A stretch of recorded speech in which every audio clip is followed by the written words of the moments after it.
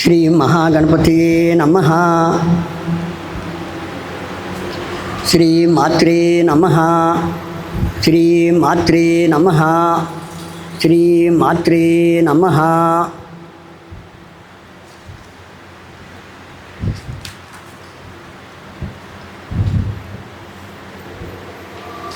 వందే గురుపద్వంద్వం అవాంగ్మానసగోచరం దత్త శుక్లప్రభామిశ్రం అతర్క్యం త్రైపురం మహః. హృత్పుండరీకమధ్యస్థాం ప్రాతః సూర్యసమప్రభాం పాశాం కుశధరాం సౌమ్యాం వరదాభయహస్తకాం త్రినేత్రాం రక్తవసనాం భక్తకామదుఘాం భజే. విద్యాక్షమాలా సుఖపాలముద్రా రాజత్కరాం కుందసమానకాంతిం ముక్తాఫలాలం కృతశోభితాంగీం బాలాం స్మరేద్వాङ्मयसिद्धिहेतोः. ప్రకాశమానాం ప్రథమే ప్రయాణే ప్రతిప్రయాణేప్యమృతాయమానాం అంతఃపదవ్యామనుసంచరంతీం ఆనందరూపామబలాం ప్రపద్యే. నమోస్తు తే వ్యాస విశాలబుద్ధే పుల్లారవిందాయతపత్రనేత్ర ఏన త్వయా భారత తైలపూర్ణః ప్రజ్వాలితో జ్ఞానమయ ప్రదీపః. శ్రీ పరదేవతా స్వరూపులారా,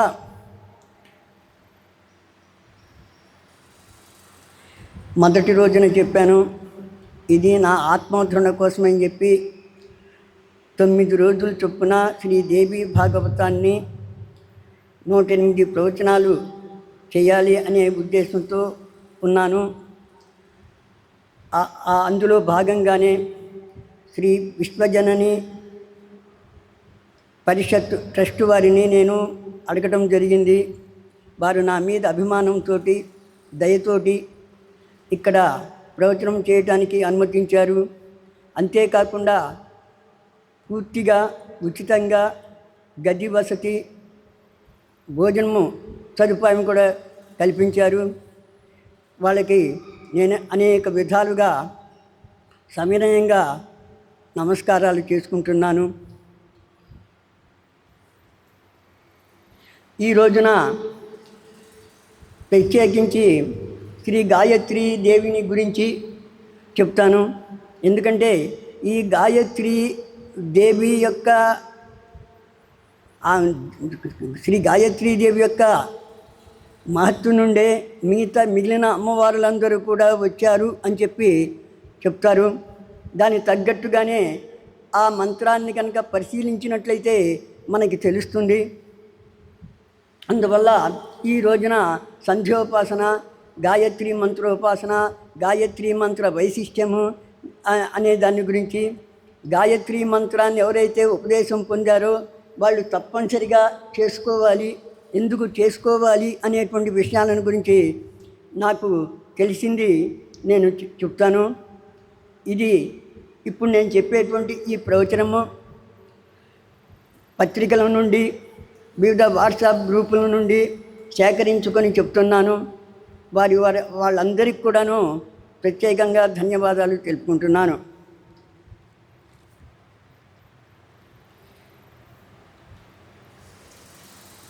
ఈ సూర్య భగవానుడు ఉన్నాడు. ఆయన మనకు ప్రత్యక్ష సాక్షి.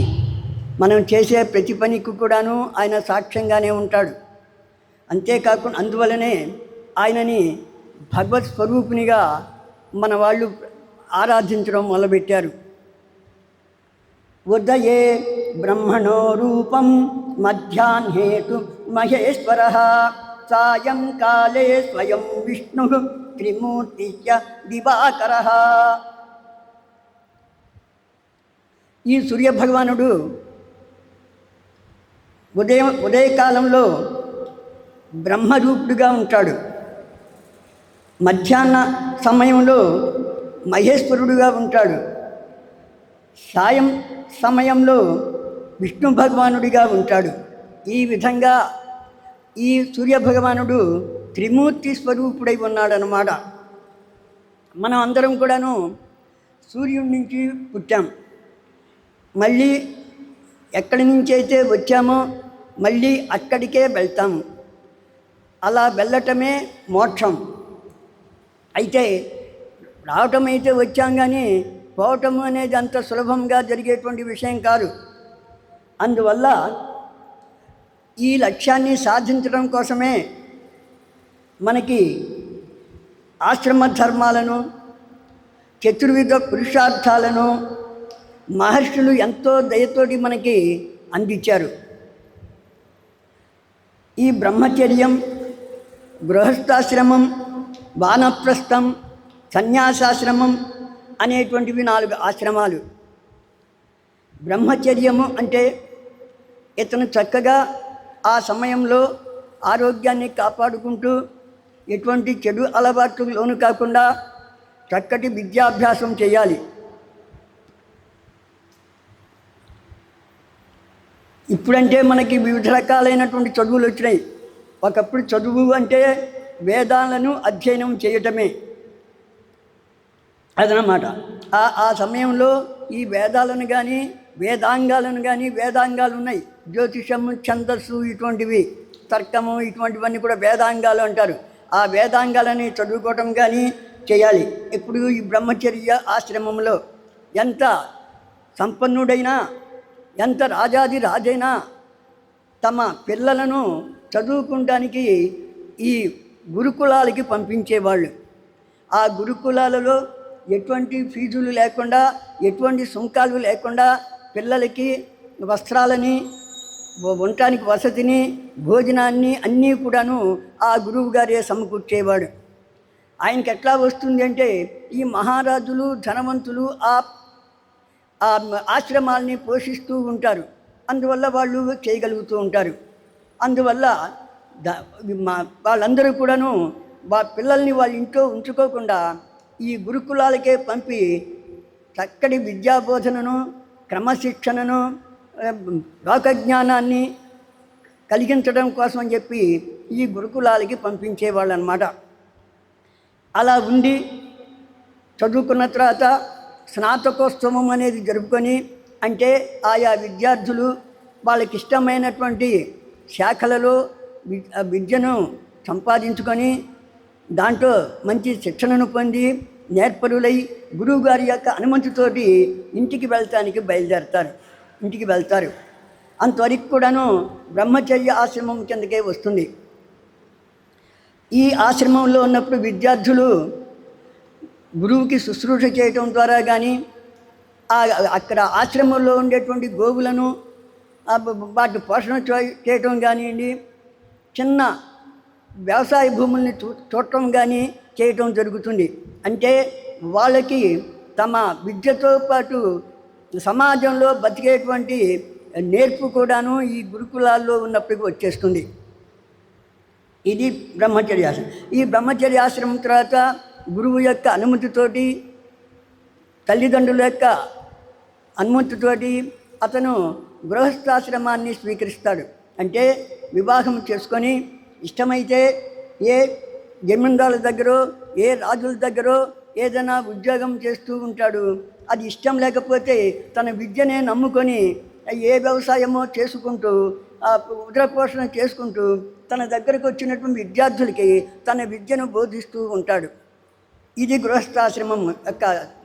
ఈ గృహస్థాశ్రమంలో ఉన్న వాళ్ళ యొక్క ధర్మం ఏంటంటే, ఇటు బ్రహ్మచర్య ఆశ్రమంలో ఉన్నవాళ్ళు, వానప్రస్థ ఆశ్రమంలో ఉన్నవాళ్ళు, సన్యాసాశ్రమంలో ఉన్నవాళ్ళు కూడాను ఈ గృహస్థుని మీదనే ఆధారపడి ఉంటారు.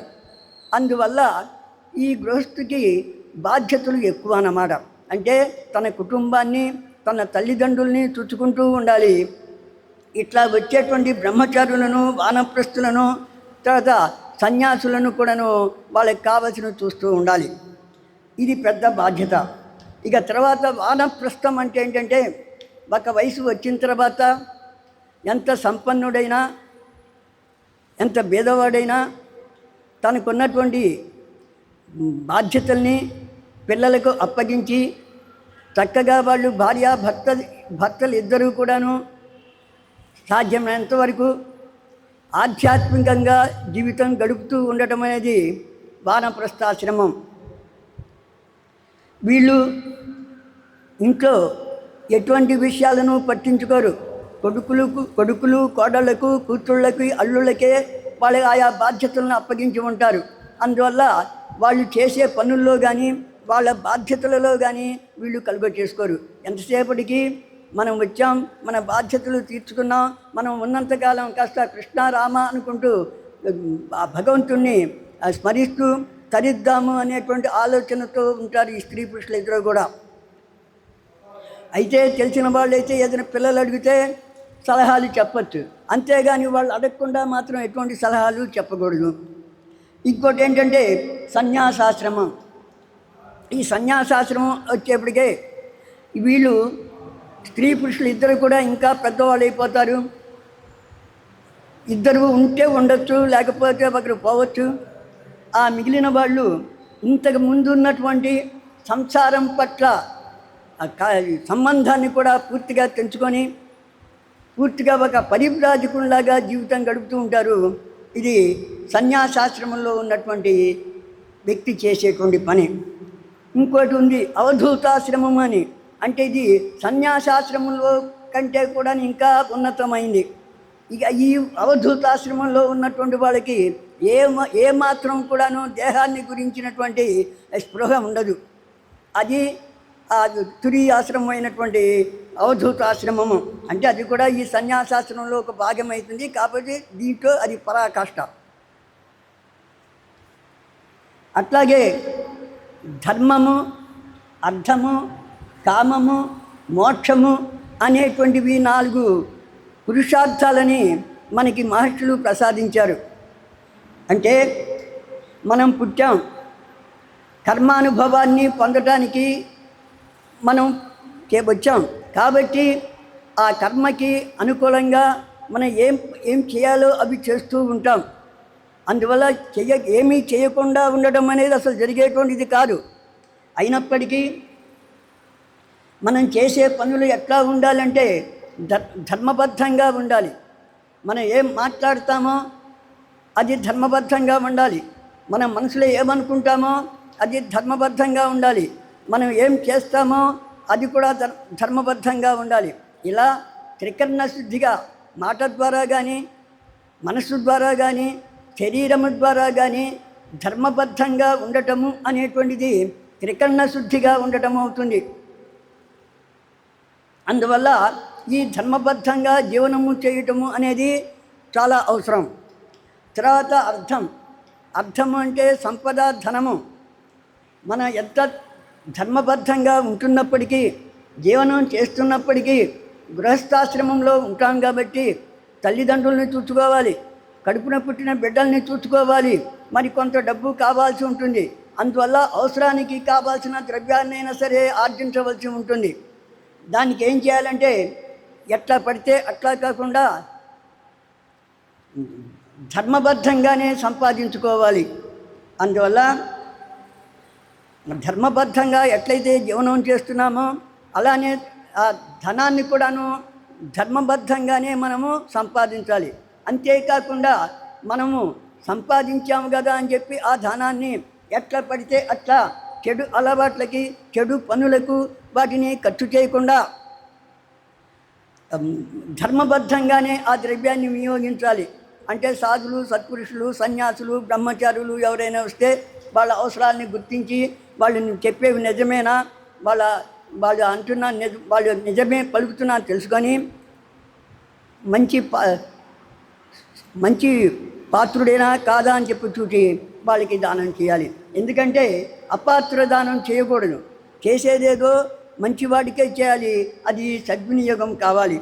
అందువల్ల డబ్బు అనేది మనకి కొంతవరకైనా సరే అవసరం ఉంటుంది. అయితే ఎంత అవసరం అంటే అంటే ఎవరికి వాళ్ళు వాళ్ళ కుటుంబ పరిస్థితులను బట్టి ఇంత అయితే సరిపోతుందనుకొని ధర్మబద్ధంగా సంపాదిస్తూ ధర్మబద్ధంగా ఖర్చు పెడుతూ జీవనం చేస్తూ ఉండాలి. ఇక కామం అంటే కోరిక. పశుపక్షాదులకి, మానవులకి అందరికి కూడాను కోరికలు ఉంటాయి. కాకపోతే మనిషి కూడా పశువు కిందనే లెక్క. అందుకనే పరమేశ్వరుని పశుపతి అన్నారు. అట్లాగే అయితే మరి మిగతా పశువులకి పశుపక్షాలకి మనకి తేడా ఏంటంటే వాటికి చైతన్యం అనేది చాలా తక్కువ ఉంటుంది. ఆహారం అయితే ఆకలైందని తెలుసుకోవడమో, నిద్ర వస్తే నిద్రపోవటమో, సంతానార్థమైతే సంతానాన్ని పొందడమో, ఏదైనా భయం కలిగేట్లుంటే అక్కడి నుంచి తప్పించుకోవడము, ఇలా పరిమితమైనటువంటి వాటికి స్వతంత్రత చైతన్యము ఉంటుంది. కానీ మానవుడిలో ఉన్నటువంటి గొప్పతనం ఏంటంటే వాడికి ఈ విశ్వము అంటే మంచి చెడులతోటి మిశ్రితమై ఉంటుంది. కాబట్టి ఇది మంచి, ఇది చెడు, ఇది చెయ్యొచ్చు, ఇది చెయ్యకూడదు అనేటువంటి విచక్షణ జ్ఞానాన్ని కలిగి ఉండి తన కలిగినటువంటి కోరికలను కూడాను ధర్మబద్ధమైనవిగా చూసుకొని ధర్మబద్ధంగానే వాటిని తీర్చుకోవాలి. ఎందుకంటే మన సనాతన ధర్మము కోరికలను చంపుకోమని చెప్పదు. ఏమని చెప్తుంది? ధర్మబద్ధంగా తీర్చుకోమని చెప్తుంది. ఆ తర్వాత మోక్షం. ఎప్పుడైతే నువ్వు ధర్మబద్ధంగా జీవనం చేస్తావో, ధర్మబద్ధంగానే నువ్వు ద్రవ్యాన్ని సంపాదించడం, ఖర్చు పెడతాం చేస్తావో, నువ్వు ధర్మబద్ధంగానే కోరికలను తీర్చుకుంటూ ఒక సత్పౌరుడిగా మెలుగుతూ ఉంటావో, నీ ఒక పుత్రుడిగా, ఒక భర్తగా, ఒక తండ్రిగా, ఒక పౌరుడిగా ఇలా నీ బాధ్యతల్ని ఎప్పుడైతే నువ్వు సక్రమంగా నిర్వర్తిస్తావో నీకు ఎటువంటి కష్టం లేకుండానే ఈ మోక్షము అనేది సులభంగా నీకు లభిస్తుంది. అయితే వీటన్నిటికి కూడా ముఖ్యమైనది ఏంటంటే ధర్మము. ధర్మబద్ధంగా ఉన్నప్పుడే నువ్వు అర్థాన్ని కానీ, కామాన్ని కానీ, మోక్షాన్ని కానీ, అర్థాన్ని కానీ, కామాన్ని కానీ ధర్మబద్ధంగా సంపాదించగలుగుతావు, తీర్చుకోగలుగుతావు. కానీ అప్పుడే నువ్వు మోక్షాన్ని, ఈ మూడు కనుక సరిగ్గా ఉంటే నువ్వు మోక్షాన్ని పొందగలుగుతావు. అందుకని మహర్షులందరూ కూడా ఆలోచించి మనకి ఆశ్రమ ధర్మాలని, ఈ పురుషార్థాలని ఏర్పాటు చేశారు. అట్లానే ఇక మానవుడు నిర్వర్తించవలసిన పనులు కూడా ఉన్నాయి. అవి కర్మలు. ఈ కర్మలు కూడాను 3 రకాలుగా చెప్పుకోవచ్చు. నిత్యములు, నైమిత్తికములు, కామ్యకర్మలు. నిత్యములు అంటే మనం ప్రతిరోజు నిత్యము చేయవలసినవి. ముఖ్యంగా సంధ్యావందనము, ఇష్టి, హోమము అనేటువంటివి ఉంటాయి. అవి ఎటువంటి పరిస్థితుల్లో కూడా నిత్యము చేయాలి. సంధ్యావందనం అనేది అసలు మానకూడదు. ఒకవేళ వాడికి ఆరోగ్యం సరిగా లేకపోతే మంచం మీద కూడా లేచి కూర్చొనో పడుకోనో కూడా అమ్మవారిని స్మరించే స్థితిలో లేకపోతేనో అతని కుమారుడు ఏం చేయాలంటే ఆ కుమారుడు తన సంధ్యావందనాన్ని ముందు చేసుకొని తర్వాత తండ్రి పేరు కూడా సంకల్పం చెప్పి తండ్రి చేసేటువంటి సంధ్యావందనము కూడా చెయ్యాలి అని ఒక శాస్త్ర పద్ధతి ఉంది. అందువల్ల ఎటువంటి పరిస్థితుల్లో కూడా సంధ్యావందనము అనేది మానకూడదు. నువ్వు శుచిగా ఉంటావా, అశుచిగా ఉంటావా అనేది ప్రధానం కాదు. ఆ సమయానికి, సంధ్యా సమయానికి సందర్భోచితంగా నువ్వు మానసికంగా అయినా సరే ఆ సంధ్యోపాసన చెయ్యాలి. అంత ముఖ్యమైనదన్నమాట. అందువల్ల ఇది సంధ్యావందనమే నిత్యము చేయవలసిన వాటిలో ఒకటి. తర్వాత నైమిత్తికములు అంటే ఉపనయనము, వివాహము ఇటువంటివి ఉన్నాయనుకోండి, ఇవి నిమిత్త కారణంగా చేసేటువంటివి. ఉపనయనం ఎందుకు చేసుకోవాలి అంటే ఆ రోజుల్లో వేదాలు, ఉపనిషత్తులు, పురాణాలు ఇటువంటి వివిధ శాస్త్రాలు చదువుకోవాలంటే సంధ్యావందనం, గాయత్రోపాసన చేసుకున్న వాడికే అర్హత ఉండేది. ఉపనయన సంస్కారం కలిగిన వాడే గురుకులానికి వెళ్ళి చదువుకునే అవకాశం ఉండేది. అందువల్ల ఆ ఉపనయనము చేసేవాళ్ళు. ఎందుకని? విద్యకు ఆటంకం కలగకుండా సాగడం కోసం అని చెప్పి. అలానే వివాహము ఏంటంటే ఇది కేవలము సంసార సంబంధమైన సుఖాల్ని పొందడానికే కాకుండా సత్సంతానాన్ని పొంది పితృదేవతల్ని తరింపజేయాల్సిన అవసరం కూడా ఉంది. కాబట్టి ఈ వివాహాన్ని కూడాను ఒక యజ్ఞకార్యంగా, ఒక యాజ్ఞికంగా కూడా చేసుకోవాల్సిన పరిస్థితుంది. ఇప్పుడంటే వివాహం మరీ వేడుకైపోయింది. ఎందుకంటే స్త్రీ పురుషులు ఇద్దరు కూడాను పెద్ద వయసు వాళ్ళు అయి ఉంటున్నారు కాబట్టి వాళ్ళకి ఈ పురోహితులు చెప్పే మంత్రాలు వాటి దారి అవే, వాళ్ళ దారి వాళ్ళే, వాళ్ళ చదువులు ఉద్యోగాలు వాటి మంచి చెడులు చెప్పుకోవడమే జరిగిపోతుంటుంది. వచ్చిన వాళ్ళని పలకరించుకోవడము మర్యాద చేయడమే సరిపోతుంది.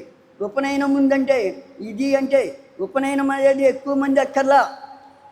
తల్లి, తండ్రి, పిల్లగాడు, చేయించే బ్రాహ్మణుడు, ఇంకా ఒకళ్ళిద్దరు ముఖ్యమైన చుట్టాలు ఉంటే చాలు. ఇంకా ఎక్కువ మంది ఉన్నారంటే ఆ క్రియకు భంగం కలుగుతుంది.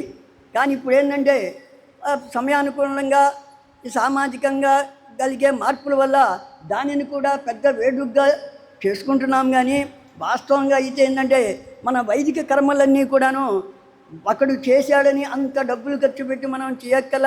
శాస్త్ర పద్ధతిలో ఎంతవరకు చేయగలమో శాస్త్ర పద్ధతిలో యథావిధిగా చేయడము ముఖ్యము. కానీ ఆర్భాటంగా వాళ్ళు ఇట్లా చేశారు, వీళ్ళు ఎట్లా చేశారు, అట్లా ఖర్చు పెట్టాలి అనే దృష్టిలో ఏ పని కూడా, ఏ వైదిక కర్మ కూడాను మనకు చేయాల్సిన పని లేదు. అలానే ఉపనయనం కూడాను, వివాహం లాంటివి కూడాను ఇవి నైమిత్తికాలు. తర్వాత కామ్యకర్మలను ఉంటాయి. గృహస్థులు ఉంటారు, ఏ ఒకటి బాధలు వస్తూ ఉంటాయి. కోర్టు తీర్పులనో, కోర్టు చిక్కులనో, లేకపోతే దాయాదుల నుంచి చికాకులనో, లేకపోతే చెడ్డ స్నేహితుల వల్ల కలిగేటువంటి ఇబ్బందులనో, లేకపోతే పిల్లలకి కలిగేటువంటి అనారోగ్యాలనో, ఇటువంటి వివిధ రకాలైనటువంటి చిక్కులు వస్తూ ఉంటాయి. అటువంటిప్పుడు ఏం చేస్తారంటే వాటి నుంచి ఉపశమనం పొందడానికి సత్యనారాయణ స్వామి వ్రతము చేసుకోవడము, లేకపోతే పుణ్యక్షేత్రాలు దర్శించి రావడము, లేకపోతే ఈ ఇంకా కాస్త శక్తి ఉన్న వాళ్ళైతే, యోగ్యత ఉన్న వాళ్ళైతే చండీ సప్తసతినో సుందరాకాండ పారాయణను చేసుకోవడము, చేయించుకోవడము చేస్తూ ఉంటారు. మామూలుగా సాధారణంగా పురాతన కాలంలో ఎట్లా ఉండేదంటే కొద్దిగా చీకులు చింతలతో ఉన్నప్పుడు భార్యాభర్త చక్కగా కాస్త పొలం పనుల్ని వాటిని పక్కన పెట్టి ఏ వెంకటేశ్వర స్వామినో లేకపోతే ఏ కాళహస్తీశ్వరునో దర్శించడానికి వెళ్ళేవాళ్ళు, శ్రీశైలం మల్లన్ననో. ఎందుకంటే కాస్త కష్టకాలంలో ఉన్నాం కాబట్టి ఆ దేవుడిని దర్శనం చేసుకొని వస్తే కాస్త ఉపశమనం జరుగుతుంది అని చెప్పి అలా చేస్తూ ఉండేవాళ్ళు. ఇవన్నీ కూడాను కామ్యకర్మల కిందకు వస్తాయి. ఇక నిషిద్ధ కర్మలు అనేవి ఉన్నాయి. అంటే శాస్త్రాలు ఏవైతే ఈ పనులు చేయకూడదు అని ఉంటాయో ఆ పనులను పొరపాటును కూడా ఎవరూ చేయకూడదు. అలా చేసినట్లయితే వాటికి తగినటువంటి దుష్ఫలితాన్ని అనుభవిస్తాడు. అటువంటి కర్మల్ని నిషిద్ధ కర్మలు అంటారు.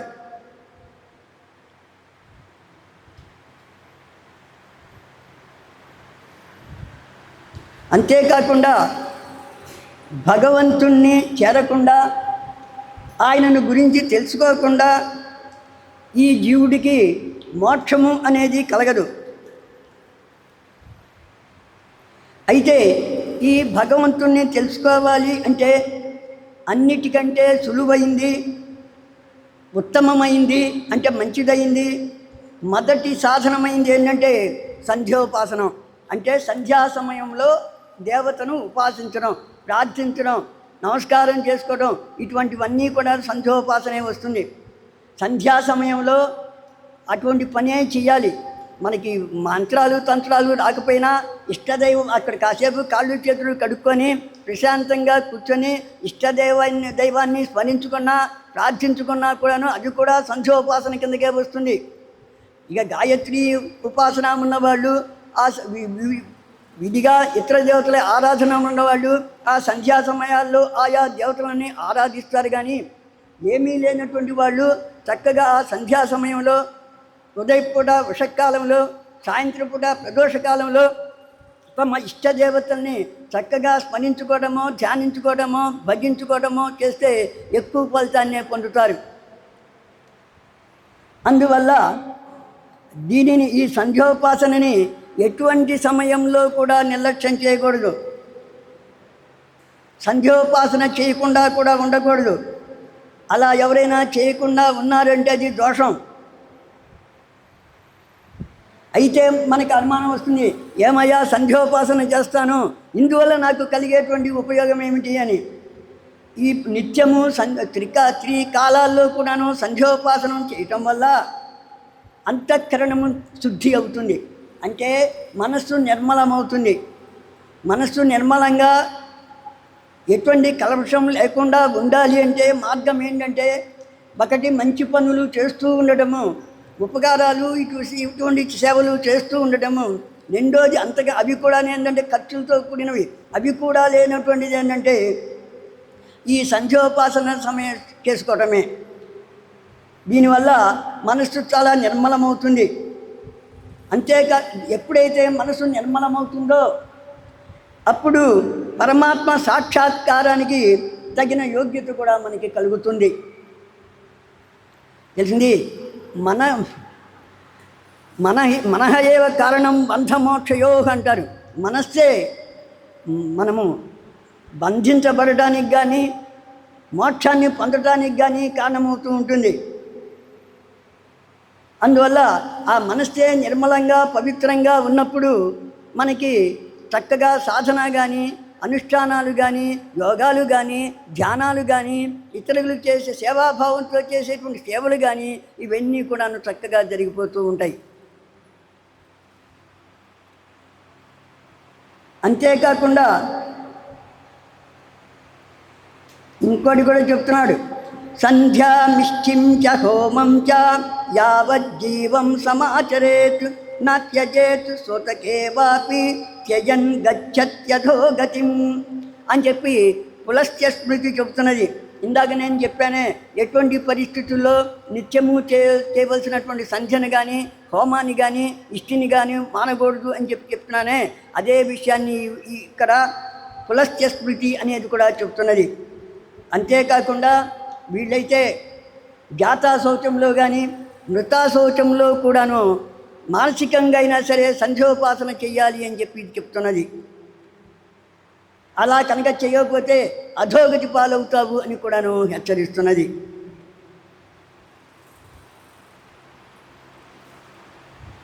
సూతకే మానసీం సంధ్యాం కుర్యాత్ వై సుప్రయత్నతః. సూతకాదులలో ఇందాక నేను చెప్పినట్లుగా చేయమని చెబుతున్నారు అన్నమాట. అట్లాగే ప్రాతఃసంధ్య, మాధ్యాహ్నిక సంధ్య, సాయం సంధ్య అనేటువంటి 3 సంధ్యలు ఉన్నాయి. అయితే ఇంకో సంధ్య కూడా ఉంది, తురియ సంధ్య అంటారు. అయితే ఆ సంధ్యను పీఠాధిపతులు పరివ్రాజకులు వాళ్ళు మాత్రమే ఆ సమయంలో సంధ్యోపాసన చేస్తారు. మిగిలిన ఆశ్రమాల వాళ్ళు ఆ సమయంలో చేయరు. ఎందుకంటే అర్ధరాత్రి సమయము, నిద్రించేటువంటి సమయం. అందువల్ల అది అందరికీ వర్తించదు. అందువల్ల ఈ ప్రాతఃసంధ్య, మాధ్యాహ్నిక సంధ్య, సాయం సంధ్య విశేషాలను తెలుసుకొని వాటిని ప్రతిరోజు కూడాను చేస్తూ ఉండాలి. అయితే ఎప్పుడు చేయాలి? రాత్రికి పగటికి అంటే చంద్రాస్తమయానికి సూర్యోదయానికి మధ్య ఉండేటువంటి సమయం ఉంటుందే ప్రాతకాలము. ఆ సమయంలో ప్రాతఃసంధ్యావందనం చేయాలి. మిట్ట మధ్యాహ్నం అప్పుడు మాధ్యాహ్నిక సంధ్యావందనం చేయాలి. సాయంకాలము కూడాను సూర్యాస్తమయము, సూర్యుడు అస్తమించడం ఇంకా నక్షత్రాలు రాకమునుపు ఉండేటువంటి సమయం ఉంటుండే ఆ సమయంలో సంధ్యావందనం చేయాలి. ఈ సూర్యోదయానికి ముందు సుమారు 2 గంటలలోపు ఉండేటువంటి కాలాన్ని ఉషకాలము అంటారు. ఈ ప్రాతఃసంధ్యావందనం చేయడానికి చాలా అనుకూలమైనటువంటి కాలం, చేయవలసినటువంటి కాలం. ఇక ఈ సంధ్యోపాసన అంటే ఇందులో మన సంధ్యావందనంలో ఉన్నదంతా కూడాను ఒక్కొక్కసారి చేసుకోలేకపోవచ్చు. అటువంటిప్పుడు ఏం చేయాలంటే ఆ సూర్యుడికి అర్ఘ్యప్రదానం ఇవ్వటం, జపం చేసుకోవటం ముఖ్యం. ఇది కూడా ఏంటంటే ఎంత వీలుగా ఉంటే అంత చేసుకోవచ్చు. విద్యార్థులు ఉంటారు, కళాశాలలకు వెళ్ళాలి, కోచింగ్ సెంటర్లకి వెళ్ళాలి, అవకాశం ఉండదు, బాత్రూంలోకి హడావుడిగా స్నానం చేస్తారు. అటువంటి వాళ్ళు కూడా ఈ సంధ్యోపాసనను మానకూడదు. కాబట్టి వాళ్ళు కూడా ఏం చేయాలంటే కనీసం అర్ఘ్యప్రదానం కుదరకపోయినప్పటికీ ఏం చేయాలంటే కనీసం ప్రార్థనా శ్లోకం చదువుకొని ఆ మంత్రాన్ని ఎన్నిసార్లు వీలుగా ఉంటే కనీసం అన్నిసార్లు స్మరించుకుంటే ఆ సంధ్యావందనం మానినటువంటి దోషము పోతుంది. అంతేకాకుండా ఈ ఉపనయనం చేసేప్పుడు 4 రోజులు చేస్తూ ఉంటారు కొంతమంది ఒక రోజు చేస్తారు.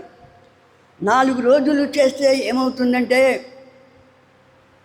మొదటి రోజున సాయంత్రానికి కానీ అతనికి అగ్నికార్యం చేసుకునేటువంటి ఇది అర్హత రాదు. తర్వాత 3 రోజులు 6 సార్లు అది చేసుకుంటాడు అగ్నికార్యం. మొత్తం ఈ మొదటి రోజు చేసింది 7. ఈ విధంగా కనీసం వాడు గురువు సమక్షంలో అయినా సరే ఆ 7 అగ్నికార్యాలు చేసినప్పటికీ దాని యొక్క ప్రభావము వాడి తర్వాత మానివేసినప్పటికీ వాడి జీవితం మీద బాగా ప్రభావవంతంగా పనిచేస్తుంది. అందువల్ల బంధువులని మిత్రుల్ని పెట్టుకొని పిలుచుకున్నప్పటికీ ఒక్కరోజు మాత్రం అలా అడావుడిగా చేసుకొని తర్వాత 3 రోజులు కూడా చేసుకొని ఆ పిల్లగాడి చేత చక్కగా అగ్నికార్యం కనుక చేయిస్తే అది చాలా వాడికి జీవితంలో చాలా ఉపయోగపడుతుంది. అదన్నమాట.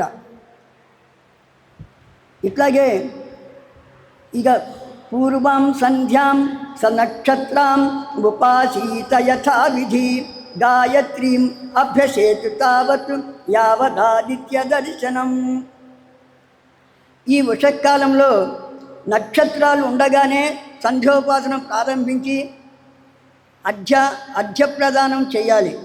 తర్వాత సూర్యోదయం దగ్గర నుంచి అవకాశాన్ని బట్టి జపం చేసుకోవాలి. ఇట్లా చేసుకునేవాళ్ళు అంటే ఉషకాలంలోనే ఈ సంధ్యావందనం చేసుకునేటువంటి వాళ్ళు చాలా ఉత్తములవుతారు. అట్లా కాకుండా ప్రాతకాలంలో నక్షత్రాలు అస్తమించిన తర్వాత ఇంకా సూర్యుడు రాకమునిపే సంధ్యోపాసన చేయటం అనేది మధ్యమం అవుతుంది. ఇక సూర్యుడు ఉదయించిన తర్వాత అప్పుడు చక్కగా స్నానం చేసి సంధ్యోపాసన చేయటం అనేది సామాన్యులు చేసే పని. ఇలా సంధ్యావందనం చేసే వాళ్ళల్లో కూడాను 3 రకాలుగా ఉన్నారు. సకాలంలో చేసేటువంటి వాళ్ళు ఉత్తములు, కొద్దిగా చేయాల్సిన సమయంలో కాకుండా కొద్దిగా తర్వాత చేసేటువంటి వాళ్ళు మధ్యమములు, ఇక ఆ రోజుకి చేయటం మానకుండా చేస్తున్నామే అనేటువంటి తృప్తితో చేసేటువంటి వాళ్ళు సామాన్యులు. ఇలా 3 రకాల వాళ్ళు ఉన్నారు. అట్లాగే ఈ సంధ్యావందనం చేసే వాళ్ళలో ఏ రకంగా అయితే 3 రకాల వాళ్ళు ఉన్నారో ఈ సంధ్యావందనంలో కూడాను 3 రకాలు ఉన్నాయి. ఏంటంటే 1 ఉత్తమం, 2 మధ్యమం, 3 సాధారణం లేక సామాన్యం. ఉత్తమ తారకోపేత, మధ్యమా లుప్త తారక, కనిష్ట సూర్య సహిత, ప్రాతః సంధ్యా త్రిధా స్మృత. ఇలా ఇందాక చేసేవాళ్ళకి ఏవైతే వర్తిస్తాయో ఈ సంధ్యోపాసన సమయంలో అవే ఇక్కడ వర్తిస్తూ ఉంటాయి. అంటే సకాలంలో చేసేటువంటి సంధ్య ఉత్తమ సంధ్య అవుతుంది. ఆ నక్షత్రాలు పోయిన తర్వాత సూర్యుడు రాకమునుపు నక్షత్రాలు పోయిన తర్వాత చేసే సంధ్య మధ్యమ సంధ్య అవుతుంది. ఆ తర్వాత సూర్యుడు వచ్చిన తర్వాత చేసేటువంటి సంధ్య సాధారణ సంధ్య అవుతుంది. అట్లాగే సాయంకాలం వచ్చేప్పటికే ఇప్పుడు మనం ఉదయకాలపు సంధ్యకు చెప్పిన దానికి విరుద్ధంగా చెప్పుకోవాలి. ఉత్తమ సూర్య సహిత, మధ్యమా లుప్త భాస్కర, కనిష్ట తారకోపేత, సాయం సంధ్య త్రిధా స్మృత. ఇలా సాయం సంధ్యావందనం కూడాను సూర్యుడు ఉండంగానే చేస్తే సాయం సంధ్యావందనము సూర్యుడు ఉండగానే చేస్తే అది ఉత్తమ సంధ్య అవుతుంది. సూర్యుడు అస్తమించిన తర్వాత నక్షత్రాలు రాగమునుపు చేస్తే అది మధ్యమ సంధ్య అవుతుంది. అట్లా కాకుండా నక్షత్రాలు కూడా వస్తే అది చంద్రుడు నక్షత్రాలు వస్తే అది సాధారణ సంధ్య అవుతుంది. ఇలా సూర్యుడు ఉన్నంగా చేసేది ఉత్తమ సంధ్య, సూర్యుడు వెళ్ళంగానే చేసేటువంటిది మధ్యమ సంధ్య, నక్షత్రాలు చంద్రుడు వచ్చిన తర్వాత చేసేటువంటిది సాధారణ సంధ్యగా చెప్పబడుతుంటాయి. ఇక ఈ సంధ్యావందనము చేస్తున్నందువల్ల మనకి ఏం తెలుస్తుంది అంటే అణువుకి మనకి వైరాగ్య భావనల్ని కలిగిస్తూ ఉంటాడు. ఎట్లా అంటే ప్రతి వస్తువు ఉందనుకోండి, ప్రతి వస్తువు కూడా ఉత్పత్తి ఉంటుంది, వృద్ధి ఉంటుంది, అదే పూర్ణ వికాసం ఉంటుంది, తర్వాత వినాశం ఉంటుంది. అంటే ఏంటి? పుట్టుక, వృద్ధి, నాశము అనేటువంటి 3 దశలు ఉంటాయి. అట్లాగే మనిషికి కూడాను పుట్టుక, పూర్ణ యవ్వనం, మరణం అనేటువంటి 3 దశలు ఉంటాయి. మనము ఏం చేస్తూ ఉంటాము? 3 సంధ్యలలో ఈ సంధ్యావందనాన్ని చేస్తూ ఉంటాం. ఈ సంధ్యావందనములు చేయటం వల్ల మనకి ఏం స్ఫురింపజేస్తుంది అంటే, నాయన ఈ రోజున అయిపోయింది, నువ్వు పుట్టావు, ఇట్లా పెద్దవాడు అవుతున్నావు, ఇక చచ్చిపోతావు, నీ కోసం, నీ కుటుంబం కోసమో, దేశం కోసమో, సమాజం కోసమో ఎన్నెన్నో చేస్తూ ఉండవచ్చు. నీ ఆత్మవంతుని నువ్వేం చేస్తున్నావు, నిన్ను తరింప చేసుకోవడానికి ఏం చేస్తున్నావు అని చెప్పి ఇప్పటికైనా చేసుకో. ఇదిగో ఈరోజు కూడా గడిచిపోతున్నది. ప్రాతః సంధ్య చేసావు, మధ్యాహ్న సంధ్య చేసావు, సాయం సంధ్య చేసావు. నీ జీవితంలో ఈరోజు కూడా గడిచిపోతున్నది. అంటే జీవితంలో ఒక రోజు గడిచిపోతున్నది అంటే నువ్వు మరణానికి ఒక రోజు దగ్గరికి వెళ్తున్నట్టు లెక్క. అందువల్ల జాగ్రత్తగా మేలుకో నాయనా, జాగ్రత్త తెచ్చుకో, సాధన చేసుకో, నీ నీ నీ ఉద్ధరణ, నీ ఆత్మోద్ధరణ గురించి ఆలోచించు అని చెప్పి అవి గుర్తు చేస్తూ ఉంటాయి.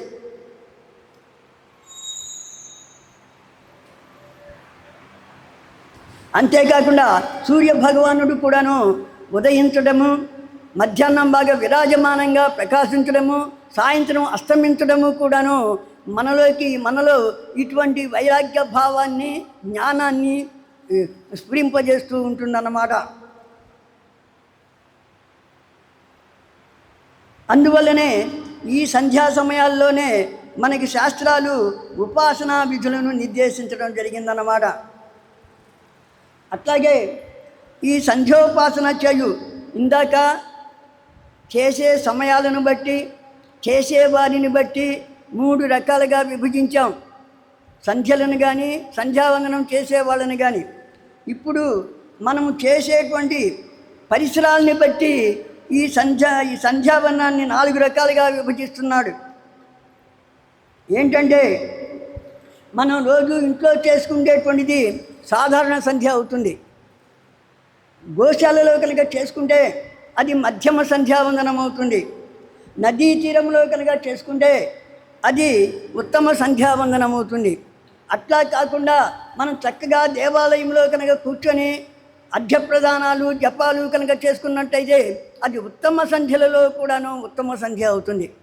ముఖ్యంగా ఆలయాల్లో ఉండేటువంటి అర్చక స్వాములు ఈ విషయాన్ని గుర్తుంచుకొని అక్కడ చక్కగా కూర్చొని జనమేని లేనప్పుడు అమ్మవారి నిత్య పూజలు చేసుకొని ప్రశాంతంగా ఇలా చేసుకుంటే వాళ్ళ జన్మ తరించిపోతుంది. సంధ్యావందనం చేసుకున్న మామూలుగా విడిగా గాయత్రి మంత్రం కానీ, లేకపోతే విడిగా ఉన్నటువంటి ప్రత్యేక ఉపాసనలు కానీ, ప్రత్యేక పారాయణలు కానీ చేసుకోవచ్చు. అందువల్ల వాళ్ళ జీవితము చాలా ఉద్ధరింపబడుతుంది. ఒకటి గుర్తుపెట్టుకోవాలి, మనని ఎవరూ ఉద్ధరించలేడు. కాకపోతే మార్గాన్ని చూపగలుగుతాడు. వాడు చూపిన మార్గం నచ్చాలనే ఉంది మనకి, వాడికి కలిగిన అనుభూతులు మనకు కలగాలనే ఉంది. కృష్ణుడే అంటాడు అర్జునుడితోటి, నేను చాలా జన్మలు ఎత్తాను, నువ్వు చాలా జన్మలు ఎత్తావు, నీకు తెలియదు నాకు తెలుసు అంటాడు. అలానే దత్తాత్రేయ స్వామి కూడా అంటాడు, నేను ఎటువంటి అయితే అనుభూతులు పొందానో నీకు కూడా అటువంటి అనుభూతులు కలిగిస్తాను అని చెప్పి శిష్యుడికి చెప్తాడు. కానీ దత్తాత్రేయుడంతా గురువులో, లేకపోతే శ్రీకృష్ణ పరమాత్మ లాంటి గురువులో మనకు లభిస్తారని చెప్పలేము కదా. అందుకని ఒక స్వీటు కానీ, ఒక చాక్లెట్ కానీ ఎవరికి వాళ్ళు తింటే దాని యొక్క రుచి తెలుస్తుంది. లేకపోతే పుస్తకాల్లో కానీ, లేకపోతే ఎవరైనా చెప్తే కానీ ఏమైనా తెలుస్తుందా? తెలియదు. ద్రాక్ష పండు గుర్తుపెట్టుకొని ద్రాక్ష పండు తింటున్నాం అనుకున్నట్టే అవుతుంది. అదనమాట. అందువల్ల ఇలా ఎప్పటికప్పుడు జ్ఞాన వైరాగ్యాల్ని పొందుతూ ధర్మ పద్ధతిలో నడుచుకుంటూ మన సాధనని మనమే కొనసాగించుకుంటూ తరించేటువంటి మార్గాన్ని అన్వేషించుకోవాలి, ఎన్నుకోవాలి. అంతేకాకుండా ఈ సూర్యోదయ సమయంలో కానివ్వండి, సూర్యాస్తమయ సమయంలో కానివ్వండి 3 గడియల వరకు సంధ్యోపాసన చేసుకోవచ్చు. అంటే ఉదయం పూట సూర్యోదయ సమయంలో, అట్లానే సాయంత్రము సూర్యాస్తమయ సమయంలో ఎంతసేపు అంటే 3 గడియల సమయము సంధ్యోపాసన చేసుకుంటానికి బాగా అనుకూలమైనటువంటి సమయం. ఆ సమయంలో చేసుకుంటే చాలా మంచిది. అంటే దాదాపు గడియ అంటే 24 నిమిషాల కాలం, 3 గడియలు అంటే 72 నిమిషాలు, అంటే సుమారు గంటంబావు వరకు మనం చేసుకోవచ్చు. అంతేకాకుండా ఈ సూర్య భగవానుడు అనేటువంటి వాడు నారాయణునికి ప్రతీకం. అందువల్ల సూర్యనారాయణుడిగా వ్యవహరించబడుతూ ఉన్నాడు. అంతేకాకుండా సృష్టికి పూర్వమే నారాయణుడే ఈ సూర్య రూపంలో ఉన్నట్ట. అందుకని ఆయన్ని సూర్యనారాయణుడు అంటున్నాం. అంతేకాకుండా ఈ సూర్యుడు భగవంతుని యొక్క ప్రత్యక్షమైన విభూతులలో మహత్తులలో సర్వశ్రేష్ఠుడు. అంతేకాకుండా బ్రహ్మాండానికి కేంద్ర బిందువు. అంతేకాకుండా స్థూలమైన కాలానికి నియామకుడు. అంటే మనకి ఈ ఆ సూర్యుడిని బట్టే ఒక కాలాన్ని మనం అనంతమైంది కాలమైనప్పటికీ ఇదిగో ఇది ఉదయము, ఇది మధ్యాహ్నము, ఇది సాయంకాలము అని చెప్పి నిర్దేశించుకోవడానికి కారణమవుతున్నాడు సూర్యభగవానుడు. అంతేకాకుండా తేజస్సు కూడా నిలయమై ఉన్నటువంటి వాడు. విశ్వాన్నంతటినీ పోషిస్తూ ఉంటాడు, చైతన్యాన్ని ప్రాణాన్ని ఇస్తూ ఉంటాడు. ఈ చరాచర కోటికి అన్నిటికి కూడాను ఆధారభూతుడు. అంత దాకెందుకు మనకి సూర్యుడు వచ్చిన రోజున సూర్యుడు లేని రోజున చాలా తేడా కనబడుతుంది. సూర్యుడు వచ్చిన రోజున చక్కగా మనం చురుగ్గా లేస్తాము, మన పనులు మనం చేసుకుంటాము, యథావిధిగా వెళ్ళిపోతాం. అదే సూర్యుడు కనుక సరిగ్గా లేకపోతే మేఘావృతం అయితేనో వర్షం పడుతుంటేనో మనము ఎంతో బద్ధకంగా ఉంటాము. రోజు చేసే పనులైనా సరే చాలా జాగుగా చేసుకుంటూ ఉంటాం. అంటే సూర్యుడు ఏ విధంగా ప్రాణుల్లో చైతన్యం కలిగిస్తాడు అనే దానికి మనకి ఇక్కడే దృష్టాంతంగా కనబడుతూ ఉంటుంది.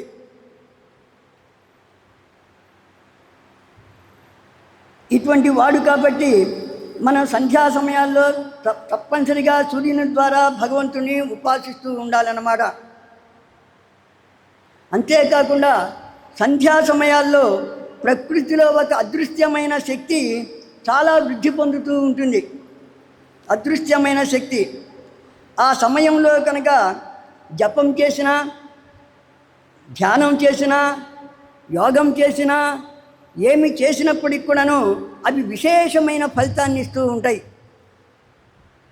అట్లాగే ఆయా పండుగ రోజుల్లో చేసినప్పుడు కూడాను మిగతా రోజుల్లో కంటే అవి పర్వదినాలు కాబట్టి ఆ రోజుల్లో చేసేటువంటి వాటికి కూడాను ఎక్కువ సత్ఫలితం ఉంటుంది. ఇక్కడ ఏంటంటే ఈ గాయత్రి మంత్రం దగ్గరికి వచ్చేటప్పటికి సూర్య భగవానుని మీద ధ్యానం నిలపాలి. ఆయన చైతన్య శక్తిని ఉపాసిస్తూ ఉంటాం. దానికోసమని చెప్పి ఆ ఉపాసించడం కోసమే విశ్వామిత్రుడు మనకి గాయత్రి మంత్రాన్ని ఇచ్చాడు. అంటే గాయత్రి మంత్రము పూర్తిగా సూర్యపరమైనటువంటిదే. అయితే ఈ మంత్రంలో విశేషం ఏంటంటే సూర్యపరంగా మంత్రం ఉంటుంది, కానీ మనం మాత్రం ఏం చేస్తామంటే గాయత్రి మాత మీద దృష్టి నిలుపుతాం. అంటే సూర్యుని యొక్క శక్తి సబిత, అదే సావిత్రి, అదే గాయత్రి అన్నమాట. అంటే చెప్పారు కదా, శక్తి అంటే భార్య అని కాదు, ఆయన మహత్తు ప్రభావము అని అర్థం. ఇట్లానే సూర్యుడి యొక్క శక్తి ఈ గాయత్రి కాబట్టి గాయత్రి మాత మీద మనము దృష్టి నిలుపుతాము, కానీ ఆ మంత్రంగా మాత్రం సూర్యపరంగా ఉంటుంది. అంతేకాకుండా గాయత్రి ఆరాధన మంత్రానుష్ఠానంలోని విశిష్టత, సూర్యుని యొక్క మంత్రానుష్ఠానంలోని విశిష్టత. ఇక సూర్యుని యొక్క శక్తియే గాయత్రి. అంటే గాయత్రి దేవతను ఆరాధించడమే గాయత్రి మంత్రం యొక్క అనుష్ఠానంలో ఉన్నటువంటి విశిష్టత. అంతేకాకుండా ప్రాతకాలంలో కుండలిని శక్తితోటి ఈ సవితృ తేజస్సును కనుక ధ్యానించిన, జపించిన లోక కళ్యాణం జరుగుతుంది, తనకొక్కడికే కాదు. అందువల్ల అంతేకాకుండా గాయత్రి మాత ప్రాణుల యొక్క దేహ గోళాల్లో కుండలిని శక్తిగా ఉంటుంది. కుండలిని శక్తిగా ఉంది. మూలాధారము, స్వాధిష్టానము, మణిపూరకము, అనాహతము, విశుద్ధి, ఆజ్ఞ, ఇలా సహస్రారము వీటిలో ఉంటుంది. అందువల్ల ఆ సమయంలో ఈ గాయత్రి తేజస్సును కనుక సూర్యుని తేజస్సుని గాయత్రిగా భావించి చేసినట్లయితే లోక కళ్యాణం జరుగుతుంది, శ్రేయస్సు కలుగుతుంది. అంతేకాకుండా ఈ గాయత్రీదేవిని జపించే వాళ్ళకి ఏం కలుగుతుంది ప్రయోజనం అంటే మంచి బుద్ధి కలుగుతుంది, దీర్ఘాయుష్మంతుడు అవుతాడు, మంచి సంతానం కలిగిన వాడవుతాడు, గోసంపద వస్తుంది, మంచి కీర్తి ప్రతిష్టలు వస్తాయి. ఇవన్నీ కూడాను గాయత్రీ మంత్రాన్ని ఉపాసన చేయటం వల్ల, అనుష్ఠానం చేయటం వల్ల కలిగేటువంటి ఫలితాలు. మనం ఇవన్నీ అట్లా పక్కన పెట్టినా ఎవరైనా దీర్ఘాయుష్మంతుడు కనిపించాడు అంటే చూడండి, చాలా వరకు వాళ్ళు ఆ గాయత్రి మంత్ర అనుష్ఠానం చేసుకున్నటువంటి వాళ్ళే అయి ఉంటారు. అదనమాట. అందువల్లనే అంతేకాకుండా ఇహలోకంలో కావాల్సిన అన్నీ ఇచ్చి కూడా చివరికి మోక్షాన్ని కూడాను ఆ తల్లి ప్రసాదిస్తుంది. అందువల్లనే ఏమన్నారంటే నా గాయత్ర్యాహ పరమం మంత్రం నమాతు పరదైవతం అన్నారు. అంటే గాయత్రి మంత్రాన్ని మించినటువంటి మంత్రం ఇంకొకటి లేదు, తల్లిని మించినటువంటి దైవం మరొకరు లేరు అని చెప్పన్నారు. ఈ సంధ్యాదేవత అయినటువంటి గాయత్రి చంద్రమండలంలో అందమైన రూపంతో ఉంటుంది, సూర్యమండలంలో మాత్రము భైరవాకారంలో ఉంటుంది. తనని ఎవరైతే అనుష్ఠానం చేస్తూ ఉంటారో, గానం చేస్తుంటారో అటువంటి వాళ్ళని రక్షిస్తుంది. కాబట్టి ఈ అమ్మవారికి గాయత్రి అనేటువంటి పేరు సార్థకమైపోయింది.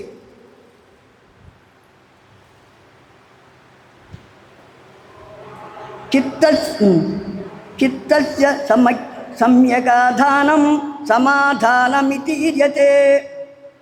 ఈ సంధ్యోపాసనను కూడా ఎట్లా చేయాలంటే శ్రద్ధతో చేయాలి, మంచి నిష్కల్మషమైన మనసుతో చేయాలి, ఆ మంత్రం సిద్ధిస్తుంది అనేటువంటి నమ్మకంతో చేయాలి. అట్లా చేస్తే అమ్మవారి అనుగ్రహము తొందరగా కలుగుతుంది. చిత్తశుద్ధి లేకపోయినా, అమ్మవారి మీద విశ్వాసం లేకపోయినా,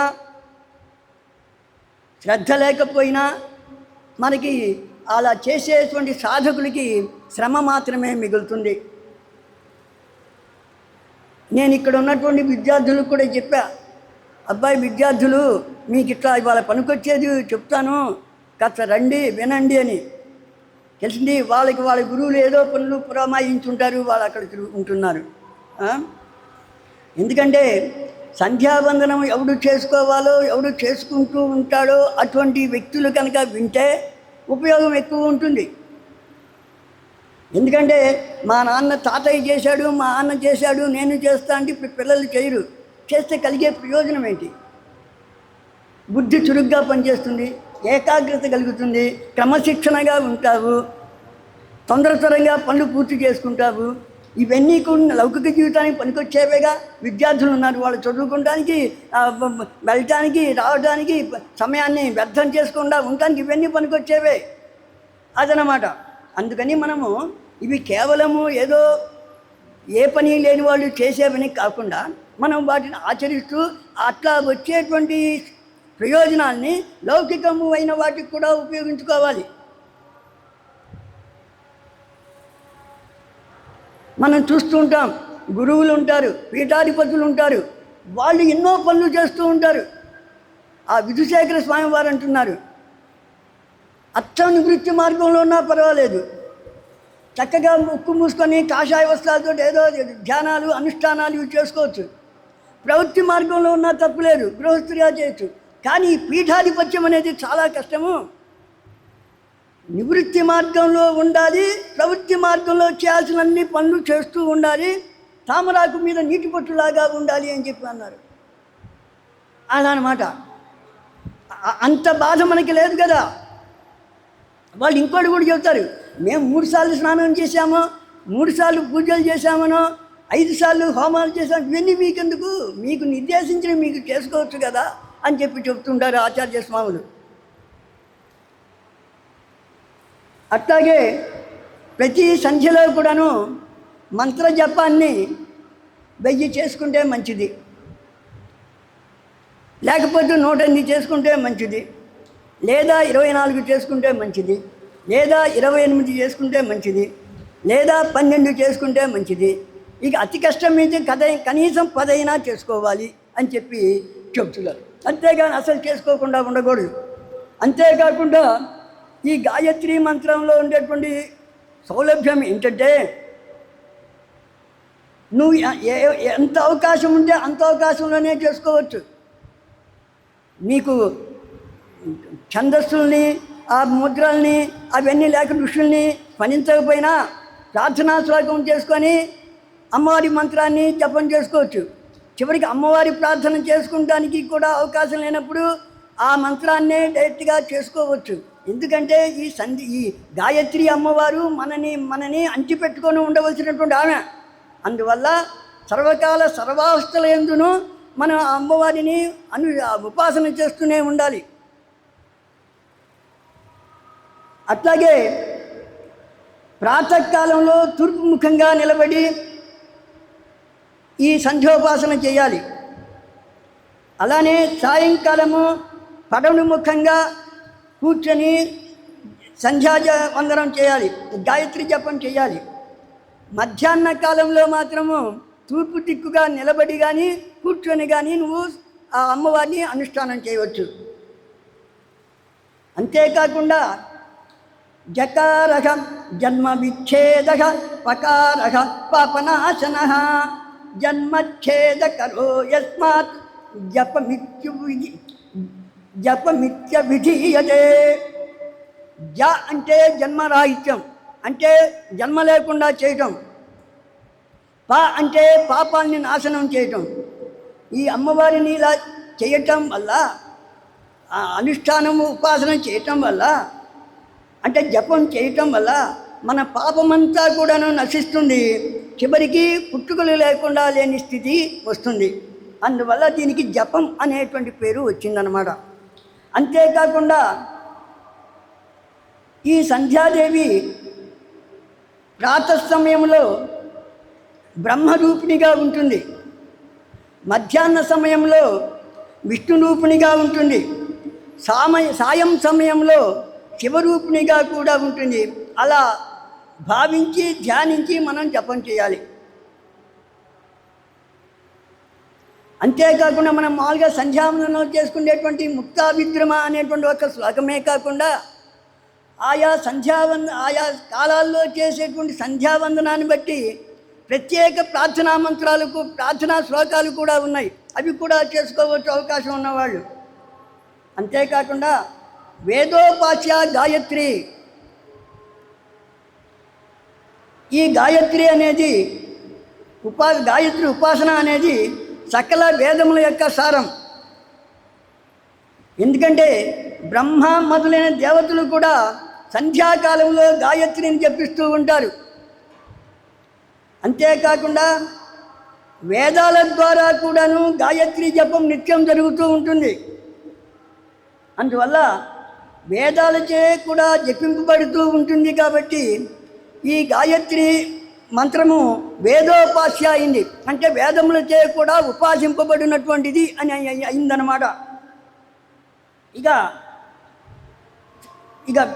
అట్లాగే ఈ గాయత్రి మంత్రంలో 24 బీజాక్షరాలు ఉన్నాయి. ఇవి 3 భాగాలుగా చేస్తే, అంటే 3 ఖండాలుగా చేస్తే ఒక్కొక్క ఖండానికి 8 అక్షరాలు ఉంటాయి, బీజాక్షరాలు. ఇవి వేటిని గుర్తు చేస్తాయంటే సృష్టి, స్థితి, లయలను సూచిస్తూ ఉంటాయి. అంతేకాకుండా మొదటి ఖండము ఋగ్వేదాన్ని, రెండవ ఖండము సామవేదాన్ని, మూడవ ఖండము యజుర్వేదానికి అవుతాయి, యజుర్వేదం అయిపోయి. అంటే ఆ వేదాల్లో ఉండే సారము ఇందులో ఇమర్చబడి ఉంటుందన్నమాట. అందువల్ల గాయత్రి వేదమాత అయింది. అంటే మనం ఏం చేయాలంటే పిల్లల్ని ఊరికే సంధ్యావనం చేసుకోరా మంచిది అని చెప్పడం కాకుండా, ఇదిగో ఈ గాయత్రి అమ్మ వల్ల ఈ లక్షణాలు ఉన్నాయి, ఈ విశేషాలు ఉన్నాయి, ఇట్లా చేసుకుంటే మంచి కలుగుతుంది అని చెప్తే పిల్లలు చేసుకుంటారు. ఎందుకంటే వాళ్ళ వేషధారణలో మార్పు వచ్చింది, కానీ భాషలో మార్పు వచ్చింది, కానీ వాళ్ళు కాస్త ఇంకా సనాతన ధర్మం అనేది కొద్దిగా ఉంది. మనం చెప్తే విని చేసుకునేటువంటి స్థితిలోనే ఉన్నారు. కాకపోతే జీన్ ప్యాంట్స్లు టీషర్ట్లు ఉన్నప్పటికీ, అట్లానే ఆడపిల్లలు కూడా వాళ్ళ వృత్తికి ప్రవృత్తికి అనుకూలంగా ఉండేటువంటి వేషధారణ చేస్తున్నప్పటికీ ఇంకా మన సనాతన ధర్మాన్ని నుంచి వాళ్ళు ఇంకా పూర్తిగా జరగల. అలా జరగకుండా చూసుకోవాల్సిన బాధ్యత మన మీద ఉంది. అంటే వాళ్ళకి ఏదైనా సందేహాలు వస్తే అవి తీరిస్తే వాళ్ళు పక్కకు పోకుండా ఉంటారు. అందువల్ల మనం ఏం చేయాలంటే పెద్దవాళ్ళము మనం విషయాన్ని సేకరించాలి, వచ్చే ప్రశ్నలకి వాడికి సమాధానాలు ఎత్తుక్కోవాలి, ఎవరైనా అడిగితే చెప్పేటువంటి స్థితిలో ఉండాలి, కనీసం మన పిల్లలకన్నా చెప్పుకునే స్థితిలో ఉండాలి. అప్పుడు కాస్త ఈ సనాతన ధర్మం అనేది మన సమాజంలో ఉంటుంది. లేకపోతే ఏమనుకుంటారు వాళ్ళు, ఏముందిలే, ఏదో చెప్పారు, ఏదో చేస్తున్నారు, ఇది ఉపయోగం లేదు, ధ్యానం చేద్దామా, యోగం చేద్దామా, ఆసనాలు వేద్దామా, లేకపోతే ప్రార్థనలు చేద్దామా, తేలిగ్గా పని అయిపోతుంది, చక్కగా 3 పూట్ల తిని కూడా చేసుకోవచ్చు అని చెప్పి ఇలా పోతారు. విషయం చెప్పాలి వాళ్ళకి, అదనమాట. ఈ విధంగా 3 వేదాల సారాన్ని తనలో ఇముడ్చుకోవడం వల్ల ఈ గాయత్రి మంత్రము వేదమాత అయింది. అట్లాగే దుర్గా సప్తశతి అనేటువంటి గ్రంథం ఉంది. సాధారణంగా చాలామందికి తెలిసి ఉంటుంది ఇది. దీనిలో ఈ గాయత్రి మంత్రంలో ఉండేటువంటి ఈ గాయత్రి మంత్ర స్వరూపమే ఆ సప్తశతి పుస్తకంలో ఉంది. ఎట్లాగంటే ఈ గాయత్రి మంత్రంలో ఉండేటువంటి తస్సవితుర్వరేణ్యం అనేటువంటి మంత్రభాగం ఉందే, అది దుర్గా సప్తిలో ఉన్నటువంటి మొదటి భాగమైనటువంటి ప్రథమ చరిత్రను సూచిస్తూ ఉంటుంది. అంటే దీనిని వాడు జపించినందువల్ల ఆ దుర్గా సప్తశతిలో ఉన్నటువంటి ప్రథమ చరిత్రను పారాయణం చేసిన ఫలితాన్ని పొందుతాడు. దీనికి అధిష్టాన దేవత ఎవరంటే మహాకాళి. ఇలా గాయత్రి మంత్రంలో ఉండేటువంటి ప్రథమ పాదాన్ని సాధకుడు కనుక సంపూర్ణంగా తెలుసుకుంటే ఏమవుతుందంటే వాడికి ఆధ్యాత్మికపరమైనటువంటి సూర్యోదయం జరుగుతుంది. అంటే అంత మునుపు లేనటువంటి ఒక జ్ఞానము కలుగుతుంది. అంతేకాకుండా ఇక ఎవరూ చెప్పకుండానే వాడు ప్రతి వేకుజామున లేచి ఆ గాయత్రి అమ్మవారిని అనుష్ఠానం చేస్తూ ఉంటాడు. ఎందుకంటే ఆ సమయంలో ఆ గాయత్రి మంత్రం చేసుకుంటున్నందువల్ల కలిగినటువంటి ఆనందాన్ని ప్రశాంతతని వాడు ఎప్పుడైతే మరిగాడో వాడు ఆ సమయంలో తప్పనిసరిగా చేసుకుంటూ ఉంటాడు. అందువల్ల వాడికి ప్రతిరోజు కూడాను ప్రతి ప్రభాతం కూడాను సుప్రభాతమే అవుతుంది. ఇక గాయత్రి మంత్రంలో ఉండేటువంటి 2వ పాదం ఉంది, భర్గో దేవస్య ధీమహి. దీనికి దుర్గా సప్తశతిలోని 2వ చరిత్ర అయినటువంటి మధ్యమ చరిత్రను సూచిస్తుంది. ఇది అంటే మధ్యమ చరిత్రలో ఉన్నదంతా కూడాను ఇందులో ఈ గాయత్రి మంత్రంలో ఇమిడి ఉంది. దీనికి అధిష్టాన దేవత మహాలక్ష్మి. ఈ సాధకుడు ఈ 2వ పాదాన్ని కనుక తెలుసుకున్నాడు అంటే అతనికి ఏం కలుగుతుందంటే పోషణ సామర్థ్యం కలుగుతుంది. కుటుంబం ఎంత పెద్దదైనా సరే చక్కగా పోషించగలుగుతాడు. మంచి విజ్ఞానం కలుగుతుంది, ఐశ్వర్యం ఉంటుంది, అలానే సత్వగుణం కూడాను బాగా వృద్ధి అవుతూ ఉంటుంది. అందువల్ల అతని ప్రతిరోజు కూడాను మంచి రోజే అవుతుంది. ఇక 3వ పాదం ధియో యోనః ప్రచోదయాత్. దీని వివరణ సప్తశతిలోని 3వ చరిత్ర అయినటువంటి ఉత్తమ చరిత్రలో ఇమిడి ఉంది. అందువల్ల దీనికి మహాసరస్వతి అధిష్టాన దేవత. ఇందాక 2వ చరణానికి మహాలక్ష్మి అధిష్టాన దేవత, ఈ 3వ చరణానికి అలానే ఉత్తమ చరిత్రకి మహాసరస్వతి అధిష్టాన దేవత అవుతుందన్నమాట. ఈ పాద వివరణ ఎప్పుడైతే చక్కగా అవగాహన చేసుకుంటాడో దానివల్ల సాధకుడికి మహాసరస్వతి అనుగ్రహించిందండి, ఇంకేం చెప్పాలి, గొప్ప జ్ఞానాన్ని పొందుతాడు. అందువల్ల అటువంటి సాధకుడు ఏం చేస్తాడు అంటే కోహం అనేటువంటి ప్రశ్నకు సంపూర్ణమైనటువంటి సమాధానాన్ని తెలుసుకుంటాడు. కోహం అంటే ఏంటి? నేనెవడిని అనేది ప్రశ్న. మామూలుగా మనం సోహం వింటూ ఉంటాం, అహం బ్రహ్మాస్మి అంటాం, అని వింటాం, తత్వమసి అంటూ వింటూ ఉంటాం. కానీ సోహం అవి మంచివే, కానీ కోహం అనేటువంటి కనుక ఆ విధంగా కనుక ధ్యాన మార్గం కూడా దాటి విచారణ మార్గంలోకి వస్తే సమాధానము తేలిగ్గా వస్తుంది, అహం బ్రహ్మాస్మి అని. ఇప్పుడు రమణ మహర్షులది విచారణా మార్గం. ఆయన ఏం చేశాడు? కోహం అని చెప్పి అలా విచారణ మార్గంలో ఆయన తరించాడు. ఈ కోహం అనేటువంటి ప్రశ్నకి సమాధానాన్ని ప్రతి సాధకుడు కూడా తెలుసుకోగలుగుతాడు. అంతేకాకుండా ఈ కర్మ చేసే సమయంలో గాయత్రీదేవి ఆ కర్మకి అధీశ్వరి అవుతుంది. అందువల్ల ఆమె అధీశ్వరి కాబట్టి కర్మకి, అందువల్ల ఆ సంధ్యోపాసన చేసిన తర్వాతనే మనం ఎటువంటి కర్మలైనా సరే చేయాలి మొదలుపెట్టి. అవి ఎటువంటి కర్మలు, లౌకిక కర్మలైనా, మోక్ష సంబంధమైన కర్మలైనా, అపర కర్మలైన ఏదైనా సరే మామూలుగా ఈ గాయత్రీదేవిని అనుష్ఠానం చేసిన తర్వాతనే అవన్నీ కూడా చేయాలి. సంధ్యోపాసన తర్వాతనే అవి సమయోచితంగా ఆయా పనులు చేసుకుంటూ ఉండాలి. ఇప్పుడు తాంత్రిక హోమాలు, యజ్ఞాలు ఇవి చేసేవాళ్ళు కూడా ముందు వైదిక సంబంధమైనటువంటి సంధ్యావందనాన్ని, హోమాలు చేసిన తర్వాతనే ఆ తాంత్రిక హోమాలు అవి చేసుకుంటూ ఉంటారు. అంతేకాకుండా ఈ మంత్రం యొక్క అర్థం తెలిసి చేసినా తెలియక చేసినా గాయత్రి త్రికాల వందనము సర్వకాలాలలోనూ కూడాను ఎంతో శ్రేయస్సును కలిగిస్తూ ఉంటుంది. అంటే ఈ గాయత్రికి తాంత్రికమైనటువంటి రూపమే పంచదశి. ఇక గాయత్రి యొక్క మంత్రం యొక్క సారము ప్రణవం. ఇంకా చెప్పాలంటే విప్రుడు అనేటువంటి వాడిని ఒక చెట్టుగా కనుక తీసుకుంటే వాడు చేసుకునేటువంటి సంధ్యోపాసన తల్లివేరు లాంటిది.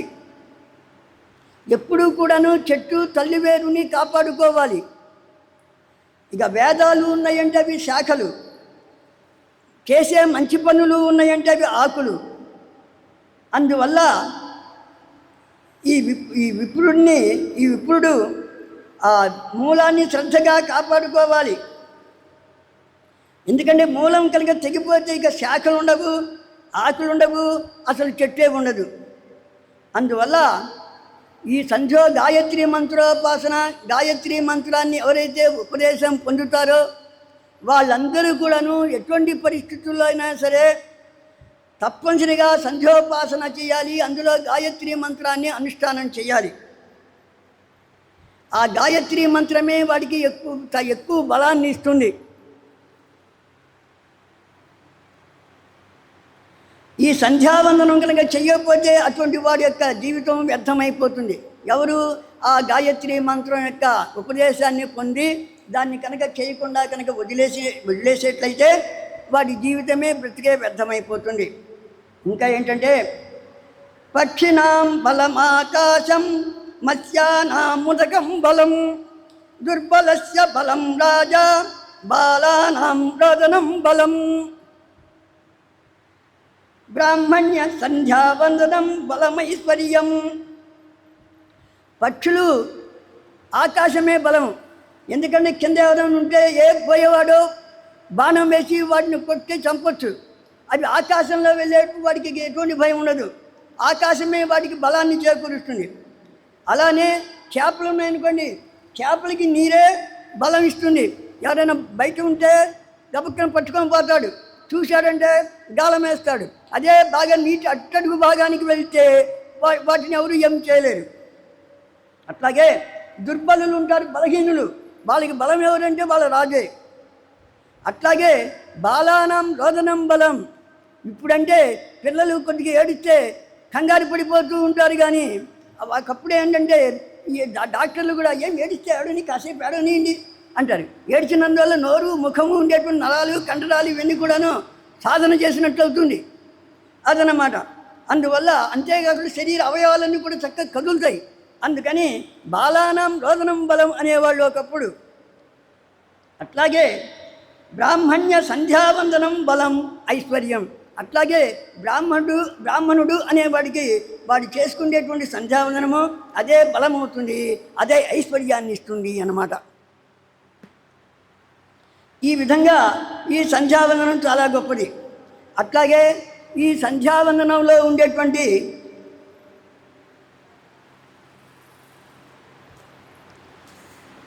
24 అక్షరాలు ఉన్నాయి కదా. ఈ 24 అక్షరాలకి ఒక్కొక్క అక్షరానికి ఛందస్సు, అధిష్టాన దేవతలు, అధిదేవతలు, తర్వాత ముద్రలు ఇవన్నీ కూడా ఉన్నాయన్నమాట. అట్లనే వాటికి ఒక్కొక్క అక్షరానికి ఒక్కొక్క రంగు ఇవన్నీ కూడాను దేవీ భాగవతంలో. అలానే ఒక్కొక్క అక్షరానికి ఒక్కొక్క తత్వము, అంటే 24 బీజాక్షరాలకి 24 తత్వాలు కలిగి ఉంటుంది. ఇలా దేవీ భాగవతంలో వివరంగా చెప్పబడి ఉందన్నమాట. అంతేకాకుండా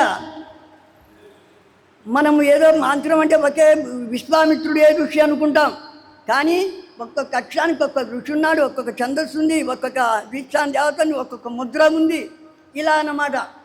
ఇవన్నీ కూడా కలిగి ఉన్నటువంటిది ఈ గాయత్రి మంత్రము. అంతేకాకుండా వివిఎస్ కామేశ్వరరావు గారు అని చెప్పి ఆంధ్రప్రభలోనే ఒకసారి ఒక వ్యాసం వచ్చింది. ఆయన రాజమండ్రి దగ్గర ఏదో పాఠశాలలో టీచర్గా పనిచేస్తున్నా అని చెప్పన్నాను నేను ఫోన్ చేస్తే. ఆయన ఏమంటాడంటే ఈ గాయత్రి మంత్రము 13 మంత్రాల సమ్మేళనము అని చెప్పి అంటాడు. అంతేకాకుండా ఇది ఎవరైతే అనుష్ఠానం చేస్తుంటారో వాళ్ళకే కాకుండా లోకానికి కూడా శ్రేయస్సు కలిగిస్తూ ఉంటుంది అంటాడు. అంతేకాకుండా ఇక్కడ ఉండేటువంటి ఓం అనేటువంటి బీజాక్షరము ప్రణవ స్వరూపాలైనటువంటి సృష్టి, స్థితి, లయలకు కూడాను ఆ లయలకు కూడా 3 కూడా ఓంకారంగా ఉన్నాయి అని చెప్పి చెప్తాడు. అట్లాగే భూర్ అనేటువంటి బీజాక్షరము సకల చరాచర విశ్వం కూడా చెలించడానికి కావాల్సిన చైతన్య శక్తి ఈ భూర్ అనేది తెలుపుతుంది అంటాడు. అట్లానే భువః అనేటువంటి బీజాక్షరము ప్రతిఫలాపేక్ష లేకుండా మంచి కర్మ చేయటమే యోగము అని చెప్పి చెప్తుంది అంటాడు. అలానే మన దేహము చాలా విలువైంది, ఇది ఏ సాధనకైనా చాలా అవసరము, అందువల్ల దీన్ని చాలా జాగ్రత్తగా కాపాడుకోవాలి, దానిని రక్షించుకోవాలి అంటూ స్వహ అనేటువంటి బీజాక్షరం చెప్తుందంటాడు. ఉర్వారుకమి బంధనాత్ నృత్యోర్ముక్షీయమామృతాత్ అన్నట్లుగా మోహము, మదము, ఆశ్చర్యాలు లేకుండా మృత్యు భయము లేనటువంటి ఆనందమయ జీవితాన్ని అనుభవించు అని చెప్పి తత్ అనేది సంబోధిస్తుంది అంటాడు. అలాగే ఆకాశానికి విశ్వమే స్పందన శక్తిని కలుగజేస్తుందంటూ సవితుహు అనేటువంటి పదం బీజాక్షరాలు సూచిస్తున్నాయి అంటారు. అంతేకాకుండా ప్రకృతిలో అంతటా నిలిచి ఉన్నటువంటి మంచిని నువ్వు చూడాలి, ఆ భావమే నిన్ను మంచి మార్గంలో నడిపిస్తుంది అంటాడు. అంతేకాకుండా ప్రతి వాళ్ళలో ఉండేటువంటి మంచిని నువ్వు గ్రహించాలి, అలా గ్రహిస్తే ఈ సమాజము, ఈ లోకమంతా కూడా నీకు లోపడిపోతుంది అని చెప్పి వరేణ్యం అనేటువంటి పదం తెలుపుతున్నది అంటాడు. అట్లానే జ్ఞానయోగాన్ని సాధించి అజ్ఞానాన్ని పోగొట్టుకోవాలి, పాపరహితునిగా నిస్వార్థ పరునిగా జీవించమని భర్గో అనేటువంటి బీజాక్షరాలు తెలియజేస్తున్నాయి. అంతేకాకుండా త్రికరణ శుద్ధిగా పనులు చేస్తూ ఒకరికి ఇవ్వటమే, త్యాగమే ప్రధానంగా పెట్టుకో అని చెప్పి ఇది దేవస్య అనేటువంటి బీజాక్షరాలు తెలుపుతున్నాయి. అంతేకాకుండా ఎవరికైనా సరే ఆధ్యాత్మిక జీవనమే పరమావధని, విశ్వాంతరాల్లో ఈ దైవీ సంపదల్ని తనవిగా చేసుకొని ముక్తిని పొందమని ధీమహి అనేటువంటి బీజాక్షరాలు తెలుపుతున్నాయి. అంతేకాకుండా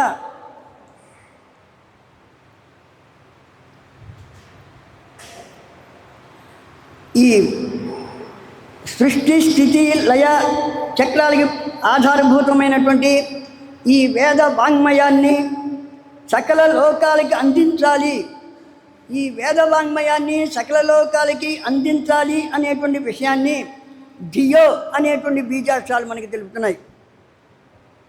అంతేకాకుండా ఈ ఆధ్యాత్మిక సాధనలలో నీకు కొన్ని మంచి శక్తులు వస్తాయి, యోగ శక్తులు. వాటిలో ఎక్కువ భాగాన్ని నువ్వు సమాజ శ్రేయస్సు కోసమే ఉపయోగించాలి అని చెప్పి యో నహ అనేటువంటి బీజాక్షరాలు తెలుపుతూ ఉంటాయి. అంతేకాకుండా నిత్యము ఎప్పుడూ ఉత్సాహంగా ఉత్తేజంగా ఉంటూ మీ పరిసరాలలో ఉండేటువంటి సమస్త జీవులను కూడా చైతన్యపరుస్తూ ఇతరులకి సేవ చేయడమే ప్రధానమైన పనిగా పెట్టుకోవాలి అని చెప్పి, అంతేకాకుండా చక్కగా ఆనందంగా జీవించమని ప్రచోదయాత్ అనేటువంటి బీజాక్షరాలు మనకి తెలుపుతూ ఉన్నాయి. ఈ విధంగా మహాద్భుతమైనటువంటి యోగాన్ని సూక్ష్మంగా ఈ గాయత్రి మంత్రము అందించింది. ఒక రకంగా చెప్పాలంటే ఈ గాయత్రి మంత్రము దాని యొక్క విశిష్టత, దాని యొక్క అంతర్లీనంగా ఉన్నటువంటి జ్ఞానము అనేది అంత తేలిగ్గా అంతుపట్టదు. ఒక్కొక్కరికి కొద్ది కొద్దిగా అంతుపడితే వాళ్ళు మనకు అందించినటువంటిది. ఆయా రచయితలకి వాళ్ళందరూ కూడా నా నమస్కారాలు. సరే, నాకు ఈ అవకాశం ఇచ్చినటువంటి శ్రీ విశ్వజనని పరిషత్తు ట్రస్ట్ వారికి మరొకసారి ధన్యవాదాలు సమర్పించుకుంటున్నాను. స్వస్తి ప్రజాభ్య పరిపాలయంతాం న్యాయేన మార్గేణ మహీషాః గోబ్రాహ్మణేభ్యः శుభమస్తు నిత్యం లోకా సమస్తా సుఖినో భవంతు. అపరాధ సహస్రాణి క్రియంతే అనిశం మయా దాసోయమితి మామత్వా క్షమస్వ పరమేశ్వర. అపరాధ సహస్రాణి క్రియంతే అనిశం మయా దాసోయమితి మామత్వా క్షమస్వ పరమేశ్వరీ. సర్వం శ్రీ గురుచరణ సమర్పితోస్తు.